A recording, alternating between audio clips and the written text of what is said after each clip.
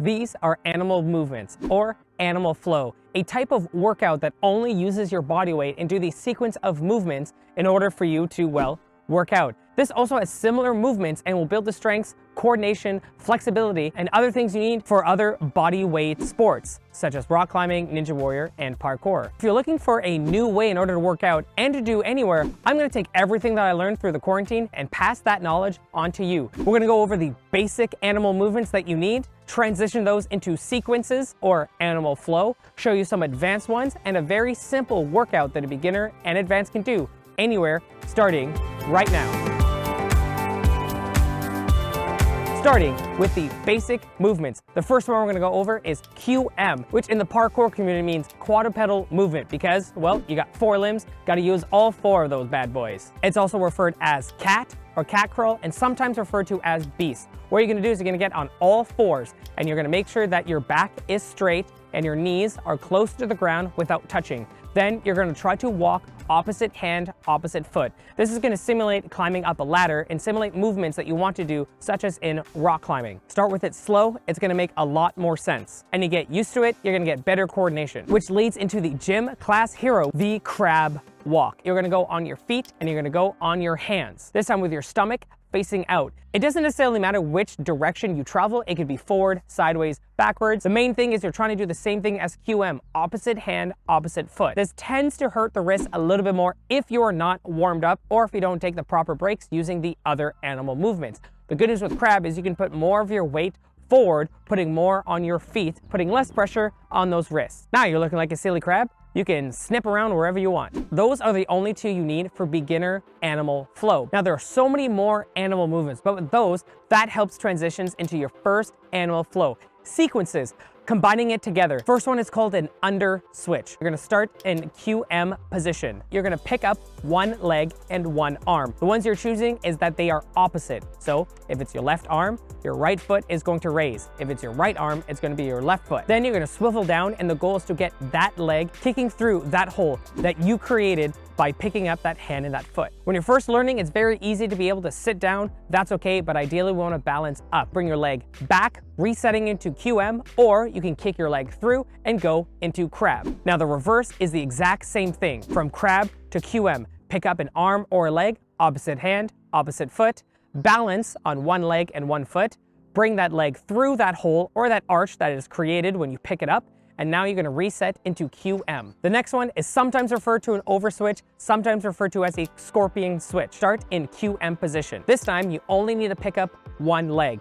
Then you're gonna swing that leg around on top of your other leg. The idea is to try to get the bottom of your foot back onto the ground. The more flexible you are, the more you're gonna be able to keep your hands down, and the further you can get your leg over before you have to pick up. Once that foot touches, you'll be able to switch back over and go into crab. Going from crab back into QM, you just pick up 1 arm, move it over your body, then you twist back over, and now you're back into QM. Now with those 2 separate sequences, you can do a better sequence, just combining them together and having lots of fun. Switching from QM or cat into crab using either the under switch or the scorpion, and you can have lots of fun doing it. The fun one is once you have more coordination, you can also do this while traveling, switching between QM and crab. Now you have your first basic sequence. Just like the other animal movements that we're gonna learn, you can add those into it and just have some fun with it. The more animal movements you learn, the more things that you can add to a sequence, such as the bear walk. This one's gonna help with flexibility as well, as you need to keep your arms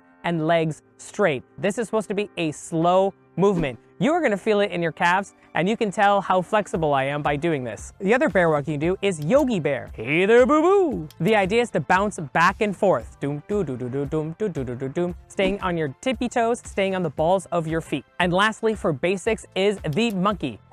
Some people also call it chimpanzee or the ape. This one, you're gonna be traveling sideways. Whichever direction you are going, the opposite arm is gonna go down first. So as an example, if you're traveling right, your left hand goes down, then your right hand, then your left foot, and then your right foot. When you're first learning, you're probably gonna put both hands down and then both feet down. Ideally, you wanna go hand, hand, foot, foot, hand, hand, foot, foot. This would be reversed if you're going left, you're gonna go right hand, right foot, left foot. And as you get better, you're gonna learn some advanced animal movements, with our first one being lizard or Spider-Man. You're gonna start very low to the ground, spread out more like a gecko or a lizard. Then you're gonna start with one hand and one foot on the same side, meaning right hand, right foot, or left hand, left foot, very close to each other. Similar to the QM, you're gonna be traveling opposite hand, opposite foot. Then to make it even harder, every single time you travel forward, you do a push-up. A more advanced version of this is chameleon. First thing you do is you pick up your hand and leg, the opposite hand, the opposite leg.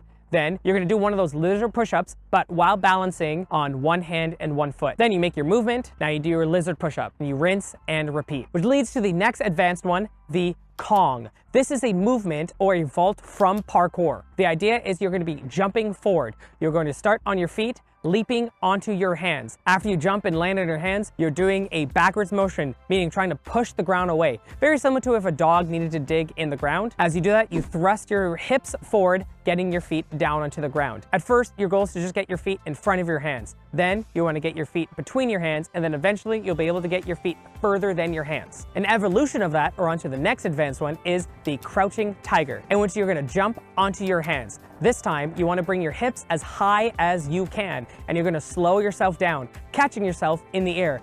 If you want to learn handstands, or you have tried to learn handstands, it's going to feel familiar. Then, after you catch yourself in the ground, you're going to slowly bring yourself back down, very similar to a handstand push-up, and your feet get back to the ground. Now that your Pokedex of animal movements have been vastly increased, now you can take those in order to do more advanced sequences. An example of this is the jumping tiger. You can jump into this, and this time go into a worm. Yep, just like the one for breakdancing. Hey, it's called an animal. I think it's gonna work here. The more animal movements you learn, the more things that you can add to a sequence. Now, let's use those animal movements to get freaking strong with an animal movement workout. This full body workout is simple. Have a start and an end, which I like to find by doing 5 ginormous steps. Not an exact unit of measurement. It's not like it's the metric system or anything. 5 giant steps is going to do perfect. Then you're going to do 5 squats, then do QM or cat crawl all the way to the next marker. Then when you make it there, you are going to do 5 push-ups,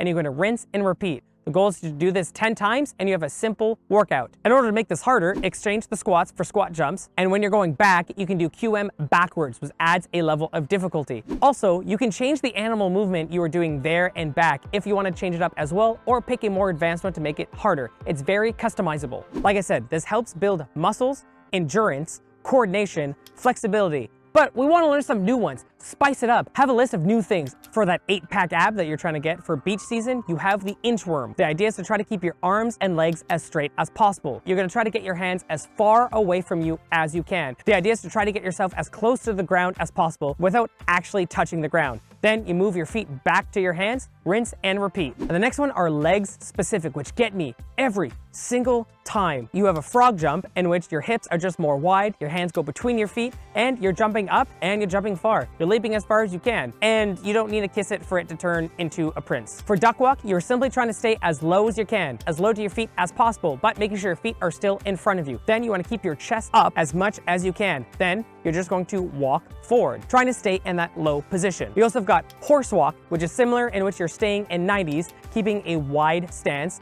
and trying to walk forward. And then we've got little bunny hops. Very similar to duck, you sit really, really low. Without losing that position, you're doing very small jumps. And for arm specific, if you tried any of these, any of the advanced ones are going to work your arms a lot. And any of the basic ones you do slow, such as the monkey, QM, or crab, it's gonna work on your arms. Also for the basic ones going backwards will also work on your arms. And you can also do this one called the lazy dog, which is more just funny. Let's get freaking strong. The second workout is more cardio based. The idea is you have a list of 10 animal movements. You can do that animal movement twice, meaning you're going to do there and back. Your goal is just to finish the list of the animal movements as fast as possible. For an added level of difficulty, do the animal movements backwards on your second attempt. You can also change the order that you want, but this is the order that I usually do it in. Starting with a QM crawl, then you're gonna do frog, then transition into crab, then you're gonna do duck, going into bear, switching into horse, getting a little break with monkey, switching to bunny, then to end with a more advanced one of Kong and ending it off with inchworm. You can time yourself and see how fast you do, and then try to beat your time as you get better at these. I always get tired every single time, which is good because it's a full body workout. So, do they look cool? Do they look fun? Are you gonna try animal movements as part of your workout? Or do you already have animal movements and you want to share them? Put them down in the comments below. Would love to see what other animal movements that you know or ones that you can come up with and see how it goes. And if you already do this and you know a lot of cool animal movements or any other bodyweight movement skills that you have, I would love to see it. You can always hit me up on social media. And after that, I will see you at the next adventure.